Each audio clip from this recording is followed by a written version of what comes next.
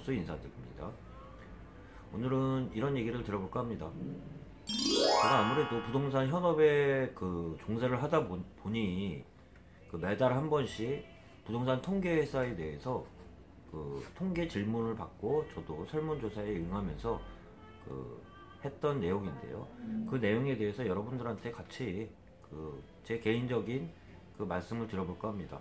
아무래도 통계 회사들은 실거래가와 그 다음에 부동산 관련자들의 향후 전망에 대해서 의견을 묻고 그 중에 통계 자료를 뽑아가지고 통계치를 발표를 할 텐데요. 근데 이거는 저와 같은 생각이 있는 사람도 있는 반면 또 틀린 사람도 있겠지만 제가 질문 드렸던 내용을 하나씩 한번 여러분들한테 같이 이야기를 나눠볼까 합니다. 제가 통계를 받았던 지역은 고양시 일산 지역인데요. 일산 지역에 질문 내용은 대부분 비슷해요. 땅이나 땅에 대한 매매 향후 전망과 주택, 아파트 매매와 전세의 전망이 향후 어떻게 생각하고 있느냐 이런 질문인데요. 한번 천천히 얘기를 드려보면 일산 지역의 땅값에 대해서 첫 번째 질문 자체는 땅이 매도자가 많은지 매수자가 많은지 매수자 우위 시장인지 매도자 우위 시장인지 묻는 그런 질문인데요. 제가 답했던 내용은 이렇게 답한 것 같아요. 무슨 말이냐면 고양시 일산 지역에 아무래도 수용되는 지역이 있어요. 제가 말씀드린 많은 영상에서도 많이 얘기 드렸는데요. 호수공원 바로 뒤편에 보면 K컬처밸리, 방송영상밸리, 그 다음에 공공주택 장항, 공공주택지 일부 수용된 땅에 대한 토지 보상이 나오게 되는데요. 지금 작년서부터 일부 나오긴 했는데 본격적인 움직임은 좀 아직은 일부 지역은 나왔지만 전체적으로 나오지는 않았다는 판단하에 제가 말씀드린 것처럼 대토 수요가 움직이면 그 지역에 땅에 대한 수요는 늘어날 수밖에 없는데요.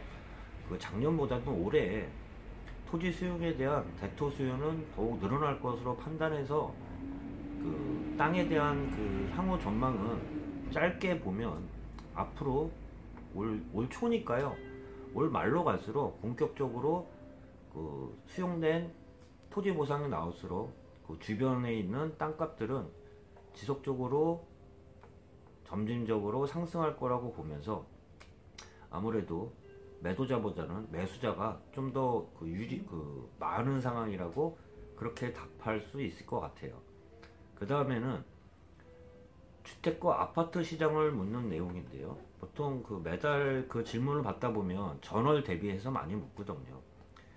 그런데 제가 답했던 내용은 12월 전월 대비는 1월달 기준으로 좀 보면 매매량 같은 경우는 12월 달에 비하면 많이 늘지 않은 가운데 오히려 매매량은 줄은 가운데 매매 가격은 소폭이나마 상승한 걸로 보이는데요. 전통적인 비수기 시장 하에 또 그런 영향도 있겠지만 전체적인 12, 16 대책으로 인해 매수 수요가 좀 꺾인 영향도 아무래도 지금 조금이나마 받고 있는 것 같은데요. 아무래도 그렇지만 아무래도 저가 매수세가 유입됐으면서 저가 메리트라는 그런 인식들이 있기 때문에 전체적인 매수량은 줄은 상태에서도 소폭 점진적으로 상승할 거라는 내용과 함께 앞으로의 전망 같은 경우는 저는 올해 일산의 부동산 주택이나 아파트 같은 경우에 전망 자체는 크게 보면 급진적인 상승보다는 점진적인 상승을 예상하고 있는데요. 전에 일산 전망을 할 때 2000년, 2001년, 2002년, 2003년도까지 입주 수량에 대해서 한번 분석한 내용이 있는데요. 그 내용은 참고를 하시고 전체적으로 말씀드려보면 2023년도까지는 입주량 자체가 부담되는 입주량이 없기 때문에 전체적인 주택이나 아파트 매매 상승이 점진적으로 상승할 거라고 그 장기 전망을 내놨는데요. 단기적으로 보면 올해 그 가장 큰 그 일산의 이슈는 아무래도 총선이 아닐까 그런 말씀 드려보면서, 총선에 대한 지금까지의 여타 다른 지역과 틀리게 일산 지역은 집값이 이번 총선에 정확하게 말씀드리면 이번 국회의원 그 총선에 대한 가장 큰 이슈가 집 가격과 그동안 그 일산이 그 다른 지역에 비해서 그 소외받았던 그 대책들을 얼마나 내놓느냐에 따라 부동산 정책 자체에 따라 한번 그 표심을 움직인다고 볼 수 있는데요. 그렇기 때문에 총선을 앞두고는 점진적인 상승을 이어가지 않을까 그런 말씀을 드려보면서, 저도 이 말씀을 조심스럽게 한번 드렸던 것 같아요.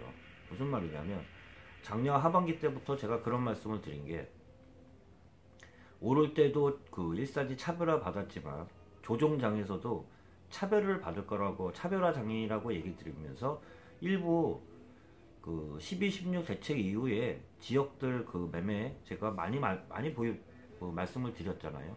아파트 주간 매매 변동량을 보면 조정지역 내나 투기지, 투기 과열지구나 그런 데들은 한풀 꺾인 상태에서 상승폭을 대폭 꺾으면서 그 대표적인 그 서울 동남권은 일부 마이너스로 돌아섰다는 얘기와 함께 그 이외의 지역들 중에 키 높이나 소외되었던 주식들이 주도주는 꺾인 상태에서도 키 높이 맞추고 그 오히려 바닥 다지면서 그 틀린 양상을 보일 거라고 말씀드렸는데, 그러한 현상이 지속되고 있다고 좀 말씀드려보면서, 일부 말씀드리면 고양이나 남양주나 수원, 용인 같은 경우는 지금 서울 지역 일부 지금 급등했던 지역들과는 지금 그 변동성 자체가, 추세 자체가 조금 틀린 거라고도 계속 얘기 드려봤지만, 전체적으로 이런 얘기는 잠깐 드려보면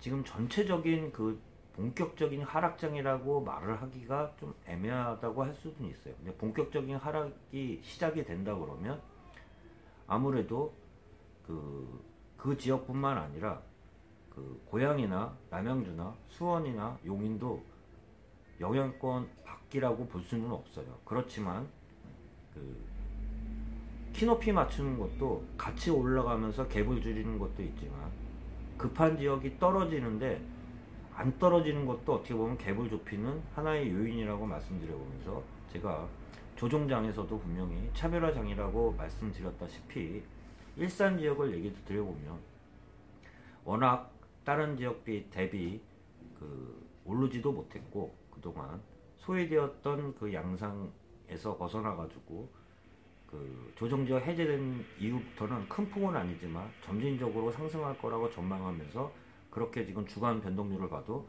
그렇게 그 진행되고 있다는 말씀 드려보면서, 그리고 마지막으로는 그 전세 월세 시장에 대해서도 이야기를 나눴는데요. 전세 같은 경우는 제가 이것도 전세 시장에 대해서 그 특이한 현상에 대해서도 얘기 드렸을 거예요. 제가 현업에 있다 보니까 저도 차 한 잔만 말씀 먹고 다시 한번 얘기 드려보겠습니다. 손님들을 접하다 보면 그때 제가 그 열에 8, 9 같은 경우는 전세 대출을 받는 분들이 오기 때문에 오히려 전세 시장이 꿈틀거릴 수 있는 영향이라고 얘기 드렸는데, 일산만을 국한해서 얘기 드리면 아직까지는 전세 물량이 그 전보다는 소화는 됐지만 급등 양상은 보이지 않고 점진적으로 전세 시장도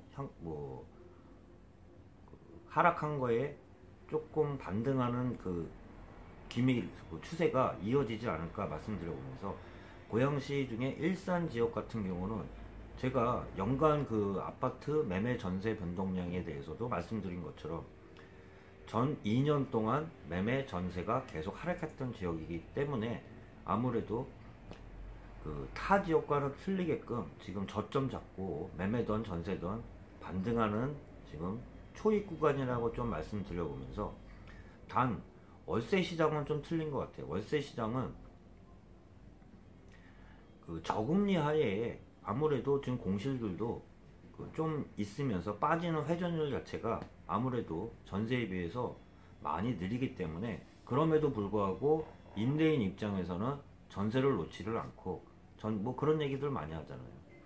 전세 놓봤자, 은행에 놓봤자 뭐 이자가 얼만데 좀 더 그 시간이 걸리더라도 자기는 월세를 놓겠다, 이런 분들이 아직까지는 그 신경 변화가 없기 때문에 앞으로도 좀 소화하려고 그러면 전세 시장과 틀리게끔 월세 시장은 지금처럼 지금 그 수준을 유지하거나, 아무래도 조금이라도 더 금리가 급격하게 올라가지 않는 한 지금 수준을 유지하거나 조금 더 하향되지 않을까, 이렇게 전망해 보면서 그 단기 전망에 대해서도 한번 얘기를 드려보면서, 일산 지역의 총선 그 이슈는 항상 이번에는 클 거라는 얘기 드려보면서 일산 지역의 전망에 대해서 잠시나마 오늘 차 한잔 마시면서 여러분들하고 이야기 나눴습니다. 다음에 다시 또 다른 영상으로 여러분 찾아뵙도록 하겠습니다. 예, 골든마우스였습니다.